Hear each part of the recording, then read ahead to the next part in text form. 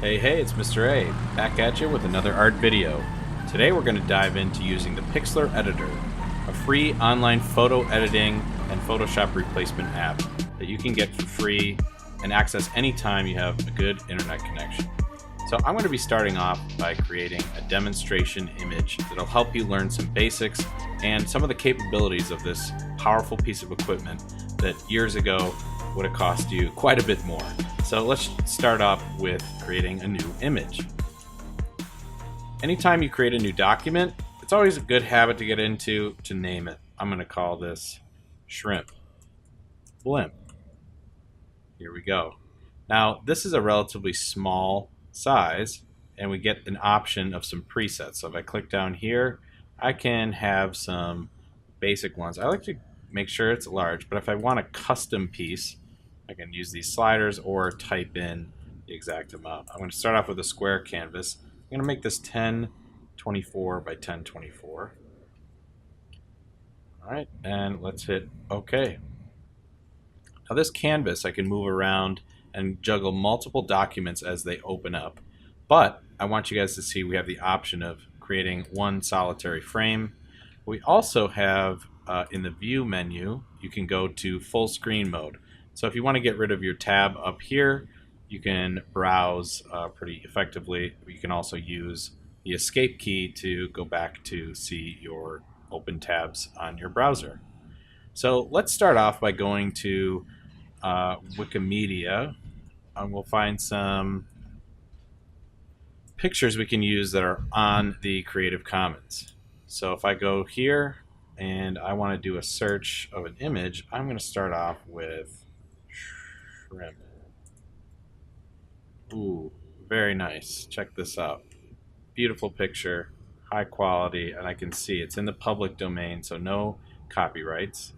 So in order to save this, I can right click or control click, and I'm going to save this image as. You'll notice I can see the pixel dimensions down here. It's going to be a little bit smaller than my document size was, but that's okay.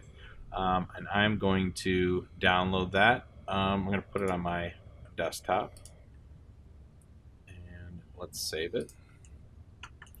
And I'll go back. Let's find something else we can combine this with. That's going to be our blimp. Oh, beautiful. Check all these out. I like this one. This was a one that says Fuji. All right. Excellent. Let's open this up and save the image as, and we'll put it on our desktop. Excellent. I'm going to go back to our tab. We have our blank canvas here. And how do we get our photos in? Now, first thing you want to look at is our layers palette over to the right. The layers are basically the stack of pictures or strokes that we have on top of each other. So if you notice, the benefit would be I could take my pencil tool, draw a little bit, and create a new layer. If I paint on this layer, and I want to erase something, notice how it doesn't erase what it was on the lower layer. So you have to make sure that you've selected the layer you want in order to work in this program. Layering is an essential concept for using this program effectively. So if I want to get rid of this stuff, I can just hit delete, and I will delete this layer by hitting this. I'm going to also hit delete here to clear out my layer, and I'm going to unlock this layer by double clicking, so now I can use anything in that layer. To bring in my two photos, I'm going to go to layer, and I'm going to open image as layer.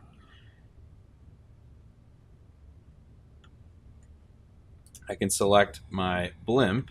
Let's open this up, and notice that it fills up this area. Let's drop our other one in by going to doing the same thing. Open image as layer. I'm going to put in this shrimp. Now, we have an issue here. These photos they're great photos, high resolution, but they're different sizes. How do we resize them? Simple. What we're going to use is one of the most powerful tools, and that is under Edit, Free Transform. Now, if you get better at using this, you can use your keyboard shortcuts. Control T is going to help you out. If you drag a corner bar here, you can adjust the size, but be aware that it's going to change the proportions and flatten these out, or can flip it over if you'd like. But let's say that you want to keep the original proportions and scale it down. You don't like it being flattened out. If I just hold Shift, it'll stabilize the proportions so I can resize it in any way. Now, before I make this any smaller, or move it really, I'm going to try to remove all this white space. How am I going to do that? Simple. I'm just going to hit Enter to get out of free transform. And the beautiful thing about this picture is on this shrimp layer, I have this clean white outline. Somebody has already done my selection for me.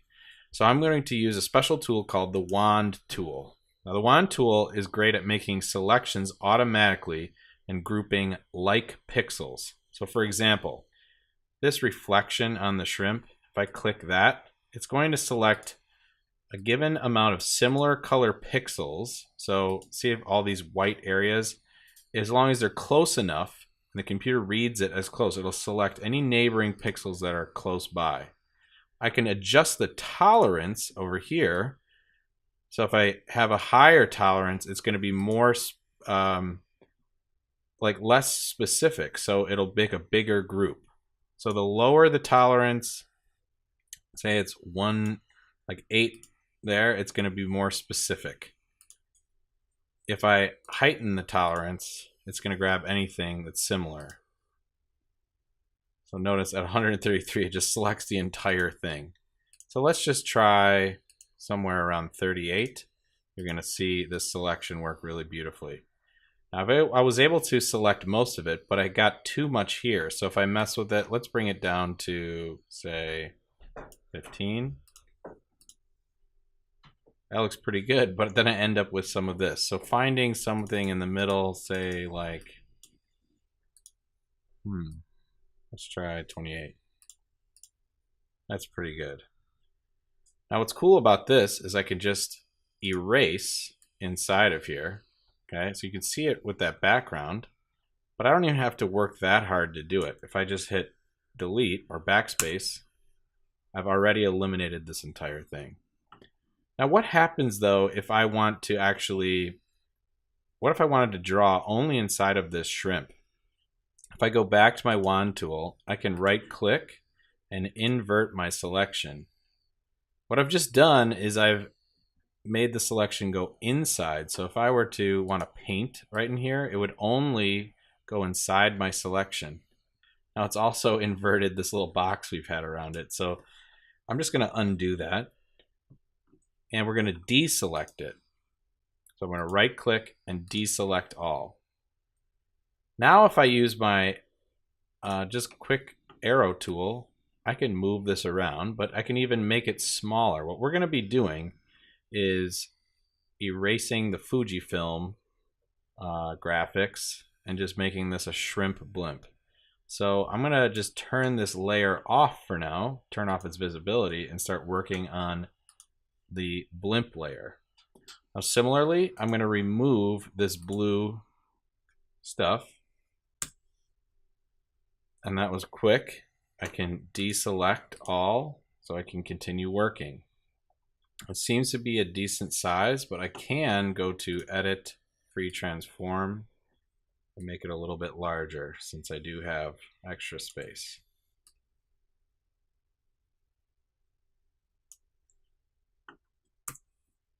Now to remove some of this graphic work over here, we have several different options. The first one is going to be our dropper tool.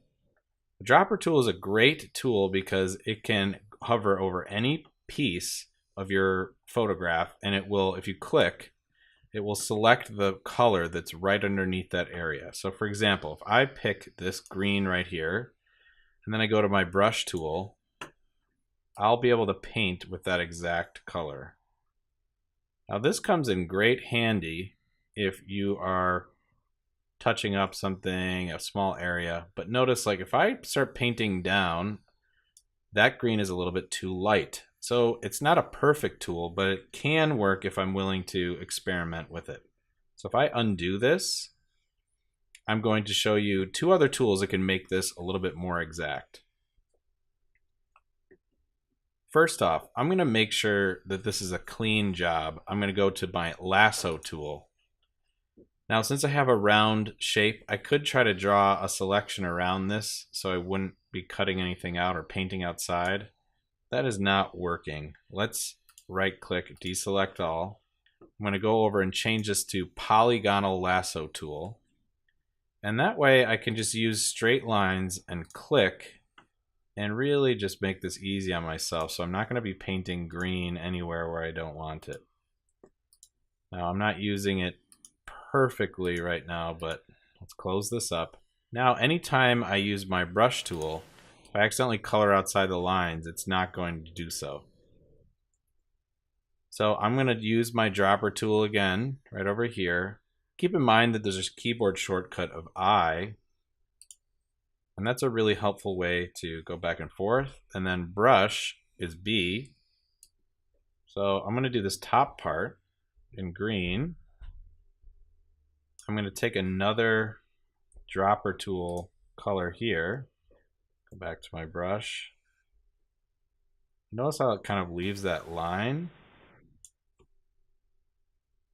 That's not the best blend. So what I'm going to do is I'm going to be using a larger brush.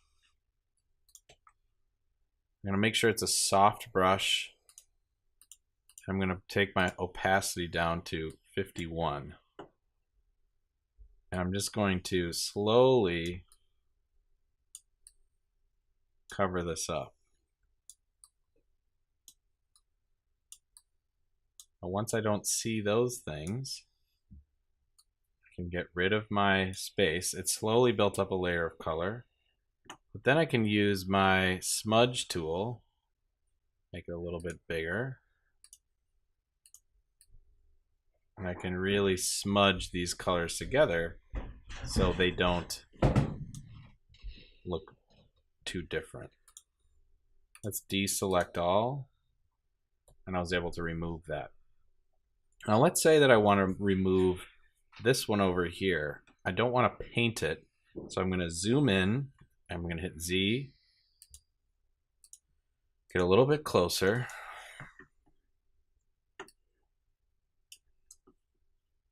I'm going to use my clone stamp tool. Clone stamp is really cool because it takes pixels from another area and it clones them into a new spot. So for example, if I hold Alt or Option, I click here and then I drag over here, it'll draw that exact spot that I've selected over in a different area. It'll literally clone whatever you started with in a different area. This might seem like a silly tool until you realize the potential of it. If I want to take this exact color, similar to the dropper tool, if I hold my Option or Alt key to target something, I can then basically paint with another part of the object. It takes some practice to get the exact thing set up, but after you do this, you should be fine a few times. I'm going to make my brush a little bit smaller, and I'm going to target right up here and work my way down slowly.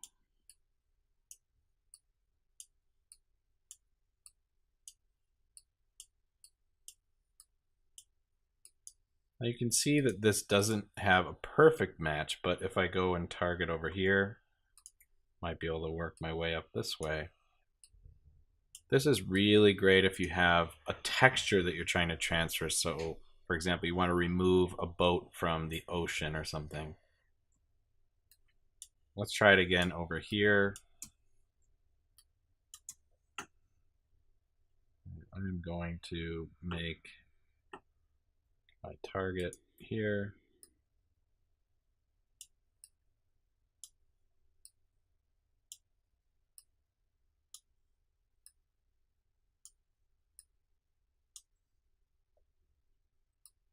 as I work my way down, notice how it's keeping the target up here. So sometimes you do have to move.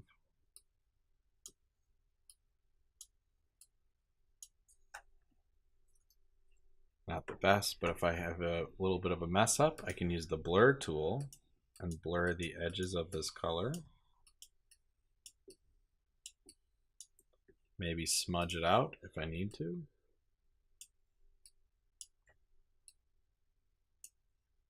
And it's generally pretty good for what we're doing. Now let's try to do this other piece, the Fuji, and get our clone stamp out. I think I'm actually just going to paint this one. So I will just use my dropper tool. Go to my brush. Let's make a smaller one. About 30.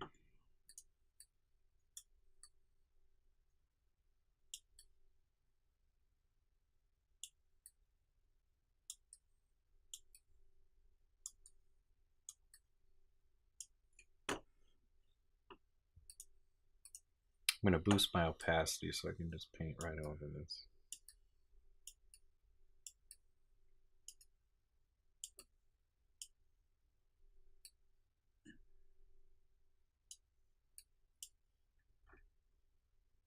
I'll grab my dropper again.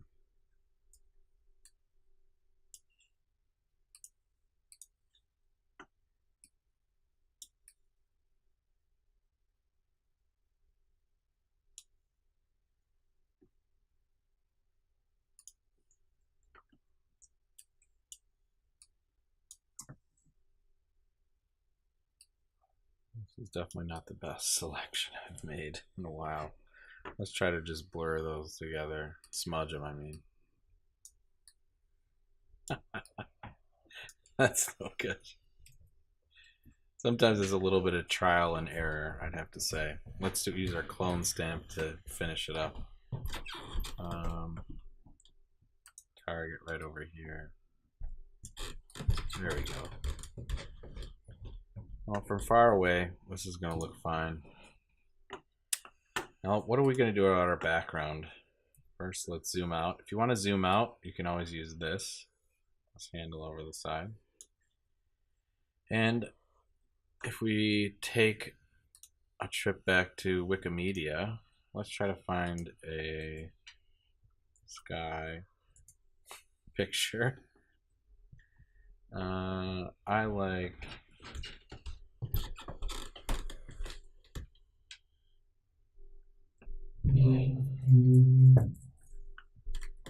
this picture right here.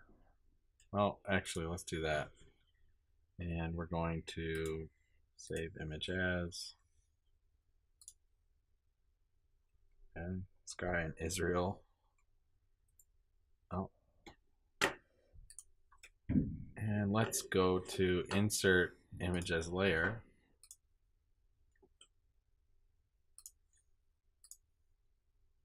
And it's right behind our blimp.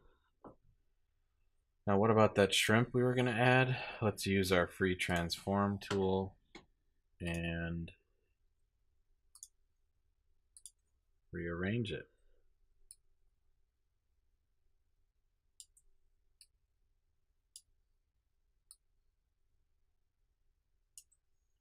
So do we want just one shrimp or do we want multiple? How do we do that?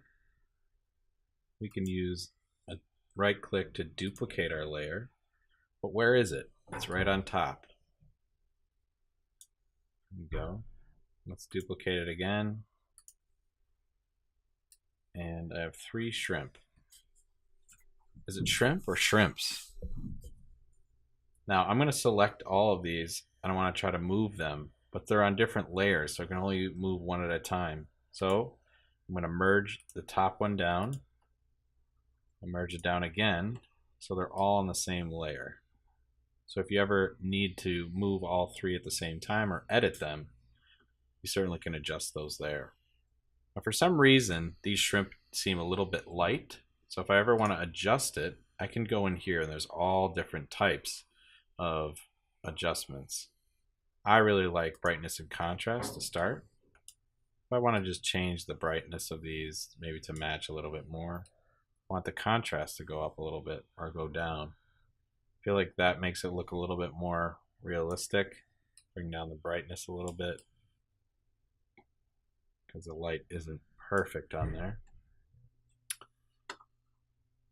If we want to size this thing down to match the photo that we have in the background, I would use the crop tool over here.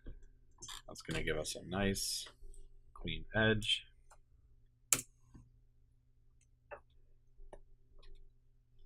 When it comes to saving, we're just going to go to File, and we're going to use the Save function, but we have a couple different options. Now, if you were finished with this and you wanted to put it up on the internet, go to JPEG. Great for most photos, but I always like to save a version of it that is a PXD. PXD is going to allow you to save it as a functional file that you can then open up again and use all your layers. Once you save it as a JPEG, it flattens everything into one file. You could never go and just edit the shrimp again. You'd have to cut up and do a bunch of selections, and it's not really that fun. So I'm going to save this, and I can save it on my computer. I'm going to save it to my desktop as a PXD, and then I'm going to also save it as a JPEG. JPEG, I usually do full quality, and let's hit OK. Now when it comes to taking a look at your stuff, let's open up our Finder and look at our desktop files. Now notice how the PXD doesn't show up in a regular folder. It's because the PXD can only be read by Pixlr when you have that open. The JPEG, however, can be open and viewed or embedded in your website. So I hope you guys enjoyed this video. Again, obviously it's a little silly for the example, but you learned a couple different ways to maximize this free software that otherwise you'd have to pay a decent amount of money for Photoshop or something like it. So let me know what you guys liked or disliked, or what you'd like to learn next. If this is something that interests you, I'd love to learn more about what you're working on. Thanks.